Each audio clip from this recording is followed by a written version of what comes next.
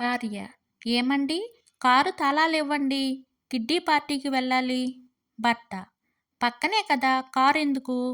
భార్య: 5,00,000 కారులో వెళ్తే మర్యాద పెరుగుతుందండి, అందుకని. భర్త: అవునా, ఇదిగో ఈ 10 రూపాయలు తీసుకో, 50,00,000 బస్సులో వెళ్ళు, మర్యాద భయంకరంగా పెరుగుతుంది. బిచ్చగాడు: అయ్యా, ఓ 8 రూపాయలుంటే దానం చేయండయ్యా.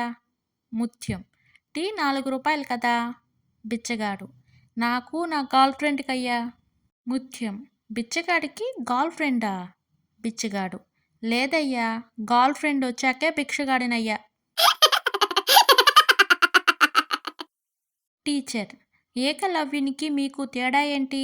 స్టూడెంట్: మేము వేలు పోసి చదువుకుంటున్నాం, ఏకలవ్యుడు వేలు కోసి చదువుకున్నాడు అని టక్కుని చెప్పాడు రవి.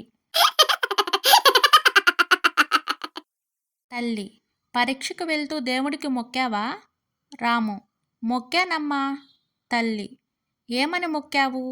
రాము: నాతో పాటు నా పక్కనే ఉన్న చందు కూడా ఫెయిల్ అవ్వాలని మొక్కానమ్మా.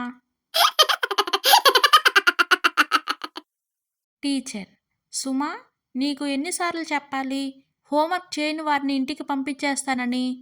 సుమ: మీరు రోజు ఇలాగే చెబుతున్నారు టీచర్, ఒక్కరోజైనా పంపడం లేదు, ఈ రోజైనా పంపండి టీచర్. భార్య: ఎందుకండి మన ప్రయాణాన్ని క్యాన్సిల్ చేశారు? ఏదైనా అర్జెంట్ పని ఉందా?